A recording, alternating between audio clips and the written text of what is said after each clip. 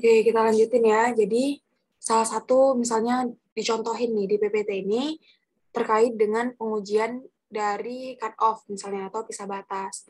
Nah, ini bisa dilakukan dengan uji kewajiban di luar periode gitu.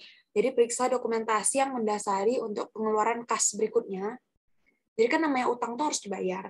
Misalnya sekarang tahun 2018 yang lagi diaudit. Nah, bisa nih dilihat dari dokumen-dokumen pengeluaran kas ini kan 2018 yang di audit. Jadi di sini udah disajiin utangnya berapa. Terus cara kita lihat yang di luar periode ini, cut off atau pisah batas ini, bisa kita melihat dari pembayaran-pembayaran di tahun 2019 gitu, di awal 2019. Terus juga kita bisa periksa dokumentasi yang mendasari untuk tagihan yang tidak dibayar beberapa minggu setelah akhir tahun. Tuh kan, jadi ini sebenarnya cut off ini berhubungan dengan akhir tahun 2018 ini, di bulan 12-nya ini kan di akhir, sama di awal-awal di 2019 gitu, biasanya Januari sampai Februari biasanya nih. 1-2. Nah, terus bisa juga dilakukan dengan lacak laporan penerimaan yang dikeluarkan sebelum akhir tahun ke vendor terkait. Oke. Kita next lagi.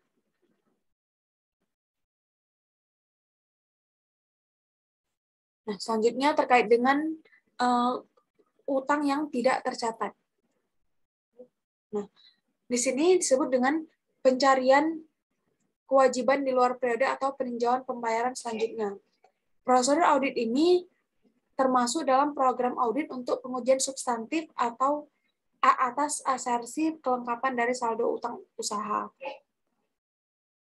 Terus potensi kewajiban yang tidak tercatat muncul dari kesalahan dan tidak beresan.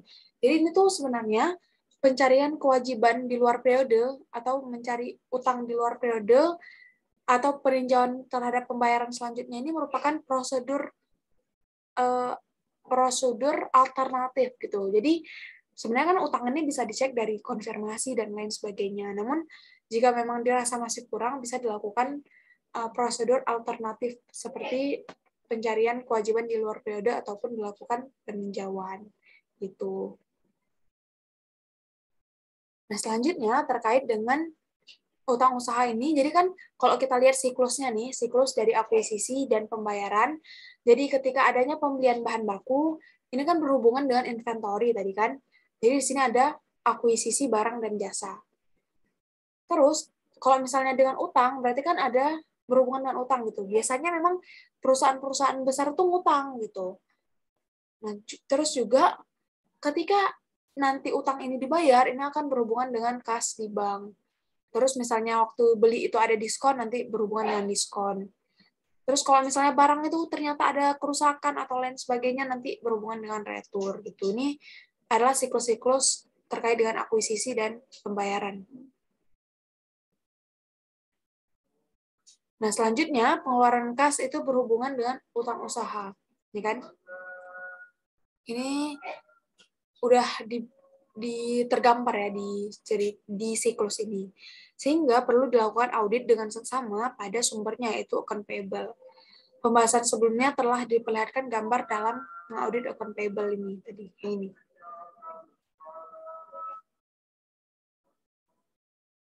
Oke, nah selanjutnya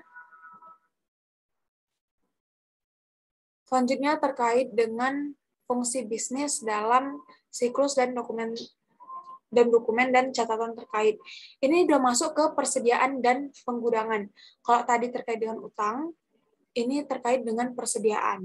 Jadi persediaan itu kan apalagi di manufaktur itu tuh cukup rinci gitu kan. Jadi ada kayak bahan bakunya. Kalau kita ingat waktu belajar dulu AKBI, akuntansi biaya, itu ada bahan baku, tenaga kerja langsung ataupun ini direct labor ya kan. Terus tambah overhead, nanti jadinya ini digabung barulah jadi barang dalam proses. Terus nanti baru jadi barang jadi gitu. Nanti barang jadi ini merupakan apa tuh nilainya itu yang menjadi dasar di HPP gitu. Jadi persediaan ini kalau misalnya di ataupun di manufaktur gitu ya, perusahaan manufakturnya kan cukup panjang gitu. Jadi kita mulai dari proses pesanan atau pembeliannya dulu ya. Jadi pertama dimulai dari akuisisi bahan baku untuk produksi, terus di sini dilakukan kontrol persediaan yang memadai, beli untuk bahan baku atau barang jadi. Nah, selanjutnya itu dilakukan permintaan nih, dimulai dari personel ruang penyimpanan itu menyebutkan apa bahan baku yang dibutuhkan, terus nanti langsung otomatis terkomputerisasi, bahan baku capai tingkat tertentu gitu. Jadi pesanan apa aja nih? Jadi waktu dilakukannya pesanan gitu, waktu di proses pembelian ini, pesanan ini bahan yang dibutuhkan untuk menghasilkan pesanan pelanggan atau yang dimulai dari perhitungan bahan secara berkala.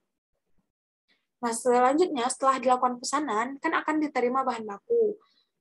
Terus bagian penerimaan ini akan melaporkan laporan penerimaan, terus juga barang-barang ini akan diperiksa. Setelah diperiksa, bahan dikirim ke gudang, selanjutnya ada salinan dokumen penerimaan atau pemberitahuan elektronik terkait dengan penerimaan barang itu. Selanjutnya dikirim ke bagian pembelian gudang dan utang usaha. Ini tuh utang usaha ini tadi kalau misalnya udah diterima bahannya, bahan bakunya itu barulah dicatat utangnya gitu.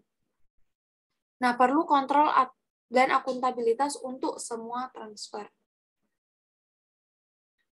Selanjutnya, di sini kalau misalnya tadi bahan bakunya udah nyampe, terus sudah diterima, bahan bakunya itu akan disimpan. Jadi disimpan di ruang penyimpanan. Bahan yang dibutuhkan departemen lain, misalnya departemen produksi dan lain sebagainya, itu nanti dilakukannya permintaan atau pemberitahuan gitu kalau misalnya dibutuhkan. Nah, ini untuk apa? Ini untuk menunjukkan jenis dan jumlah bahan yang dibutuhkan. Ini salah satu bentuk otorisasi juga ya. Jadi jangan tiba-tiba di gudang tuh barangnya tuh udah nggak ada lagi, nggak ada bukti gitu. Nah, ini tuh sebagai bukti atau pemberitahuan. Jadi, oh ternyata ini tuh barang ini diminta oleh bagian A gitu. Selanjutnya harus adanya dokumen permintaan, dan dokumen permintaan ini untuk memperbarui file induk persediaan secara perpetual dan mencatat transfer.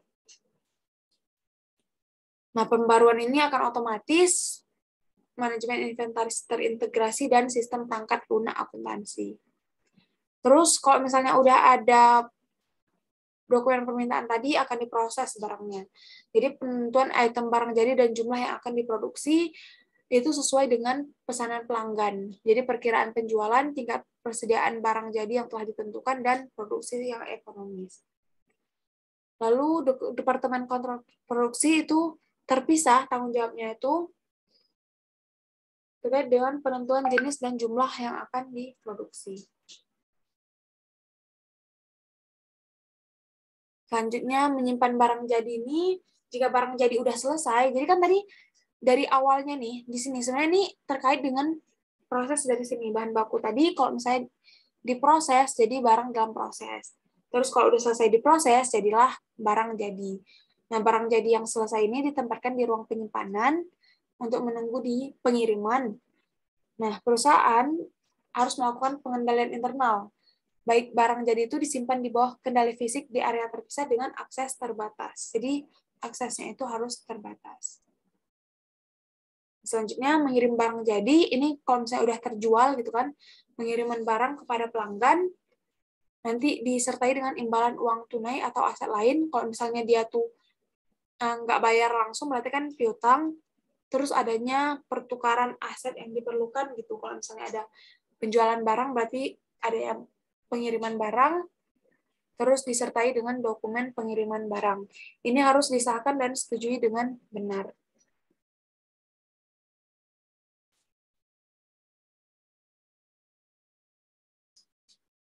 Nah, selanjutnya, di sini terkait dengan file induk persediaan perpetual. Jadi kita lihat dari aliran persediaan ya, dari gambar siklus di sini. Di sini dari awal pertama diproses pesanan pembelian. ini dokumentasinya itu dengan permintaan pembelian dan juga pesanan pembelian. Terus bahan bakunya itu diterima. Nah, ini dibuktikan dengan adanya laporan penerimaan. Terus menaruh bahan baku di ruang penyimpanan. Jadi di sini diupdate di file induk persediaan perpetual bahan bakunya bahwa udah ada tambahan dari bahan baku gitu kan di ruang penyimpanan. Terus menempatkan bahan baku pada produksi sesuai dengan permintaan bahan baku, berapa yang mau diproduksi itu ditempatkanlah bahan bakunya tadi. Terus menyimpan barang yang telah selesai di ruang penyimpanan. Jadi bahan baku tadi yang udah diproduksi, jadi diproses, setelah jadi barang jadi gitu kan, itu disimpan di ruang penyimpanan lagi. Ini akan mengupdate juga file induk persediaan perpetual barang jadi. Jadi kan tadi kalau kita lihat prosesnya itu ada bahan baku, bahan yang masih diproses, terus barang jadi. Nah, ini ada file induknya masing-masing gitu. Terus kalau misalnya barang itu udah jadi, maka akan dikirimkan ke pelanggan. Ini disertai dengan dokumentasi terkait dengan dokumen pengiriman. Nah, kemajuan teknologi itu membuat adanya catatan perpetual yang terpisah. Jadi maksudnya ketika disimpan itu adanya terpisah antara bahan mentah, bahan yang sedang dalam proses, maupun barang yang jadi. File induk persediaan perpetual ini berisi tentang informasi tentang unit persediaan yang diperoleh, dijual, dan dipindah tangankan maksudnya. Selanjutnya sistemnya itu sudah terkomputerisasi. Nah, jadi biaya per unitnya itu juga dimasukkan. Terkait dengan akuisisi bahan baku, ini file induk persediaan perpetual ini diperbarui ini secara otomatis. Lalu akuisisi persediaan diproses dan merupakan suatu bagian dari pencatatan di akuisisi juga. Nah, bahan mentah yang dipindah dari gudang itu dimasukkan terpisah ini di dalam komputer itu untuk memperbaharui catatan. Jadi kalau misalnya, maksudnya gini, kalau misalnya bahan mentahnya itu udah dipindahin gitu kan untuk diproses. Nah, itu juga di komputer itu diperbaharui gitu catatannya. Jadi jelas gitu pencatatan antara bahan bakunya berapa yang tersisa, bahan yang sedang diprosesnya itu berapa, dan juga barang jadinya itu berapa.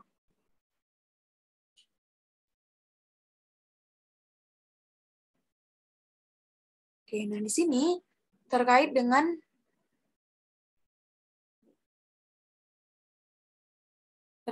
bagian dari audit inventory. Jadi apa aja tadi terkait dengan waktu audit persediaan, itu kan kita prosesnya pertama dari akuisisi bahan baku. Ada tenaga kerja dan juga overhead. Terus mentransfer aset dan biaya secara internal, ini tuh tadi ya saat dilakukannya pemrosesan tadi dari bahan baku ke bahan jadi gitu kan. Terus dikirimkan barang dan mencatat pendapatan serta biaya, ini saat terjadi penjualan. Terus perlu juga diamati nih persediaan secara fisik di akhir tahun biasanya. Terus menetapkan harga dan kompilasi persediaan. Jadi di sini di siklus-siklus yang diuji ini selain terkait dengan persediaan dan pergudangan, gitu kan?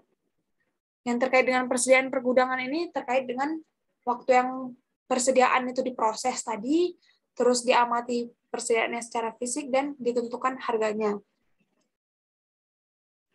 Nah, selain itu juga ada terkait dengan di persediaan ini berhubungan juga dengan penjualan dan penagihan saat barang itu dikirimkan.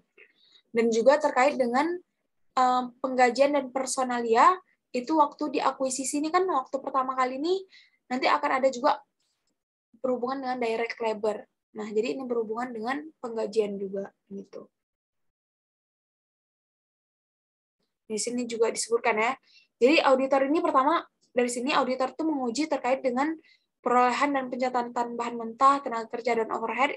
Ini bagian dari audit akuisisi pembayaran serta penggajian dan personalia ini yang di sini.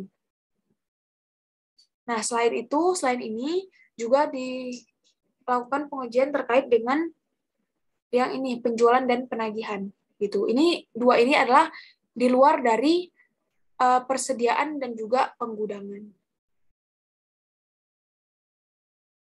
Oke, kita hapus dulu.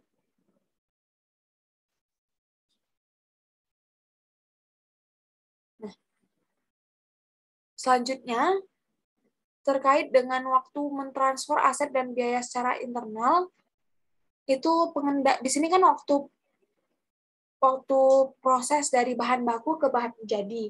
Ini tuh sebenarnya berhubungan dengan akuntansi biaya gitu. Jadi ada dua kategori besar terkait dengan kontrol ini. Yang pertama kontrol fisik, dari bahan bakunya itu menjadi barang dalam proses dan menjadi persediaan barang jadi. Terus terkait dengan selain fisiknya, fisik persediaan ini harus dikontrol juga terkait biaya-biaya yang terkait dari persediaan itu. Nah, auditor itu harus memperhatikan 4 aspek dari akuntansi biayanya. Yang pertama dari fisik atas inventory ya, bukan inventaris, sorry ini di PPT-nya salah ketik. Terus dokumen dan catatan untuk mentransfer inventory, terus file induk inventory, dan juga catatan biaya unitnya. Selanjutnya, terkait dengan mengamati persediaan secara fisik. Jadi ini nampak ya, di abu-abuin, lebih abu-abu dari yang lain. Kita hapus dulu.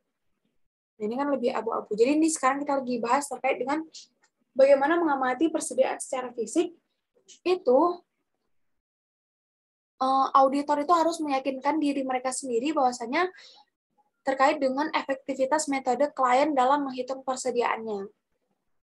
Ketergantungan yang dapat mereka tempatkan pada representasi klien mengenai kuantitas serta kondisi fisik dari persediaannya. Apakah kondisi fisiknya itu sudah sesuai dengan perhitungan atau tidak? Lalu untuk memenuhi persyaratan tersebut, auditor harus hadir pada saat klien menghitung inventory untuk menentukan saldo akhir tahun. Selanjutnya mengamati prosedur dari perhitungan klien, mengajukan pertanyaan kepada personal klien tentang prosedur perhitungan mereka, dan juga membuat tes independen untuk perhitungan fisik.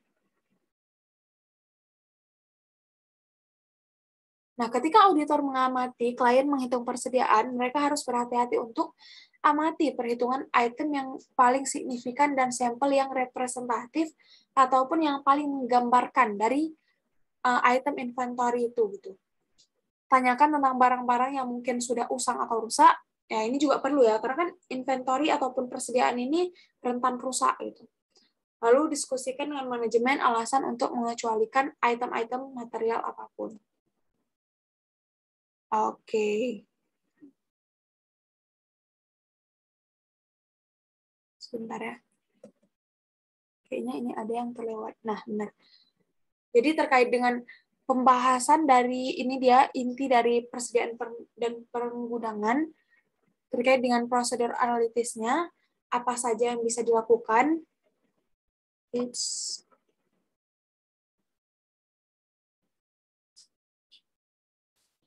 Ini agak nge-lag PPT-nya, makanya kelewat.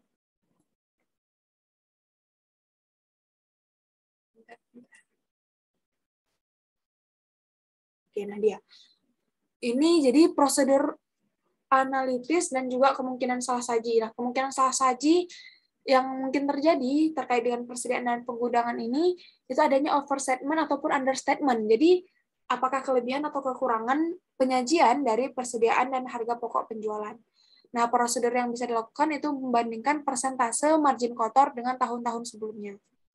Jadi, terkait dengan apa ya kita bilang, ini tuh kayak rasio gitu ya. Rasio ini penting gitu. Bisa kita lihat gitu perbedaan antara tahun sebelumnya dan tahun sekarang itu apakah signifikan atau enggak bedanya. Nah, kalau misalnya signifikan, bisa jadi ada suatu hal yang terjadi di dalamnya gitu. Selanjutnya misalnya terkait dengan persediaan usang yang mempengaruhi persediaan dan harga pokok penjualan, yang pastinya karena kalau misalnya persediaan itu usang kan jadinya nilainya tuh turun gitu kan.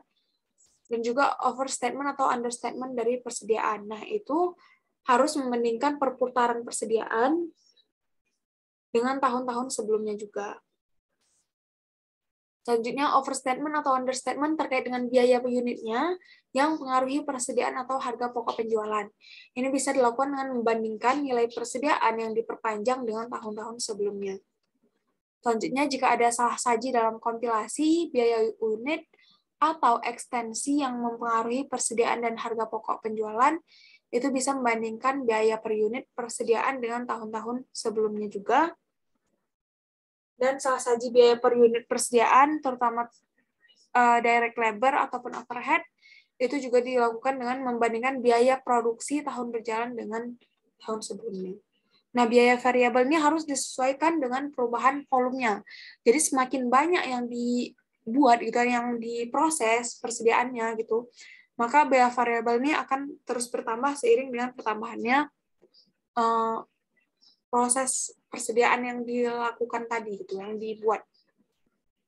Oke, mungkin sekian dulu dari video terkait dengan materi utang usaha dan persediaan serta penggunaan.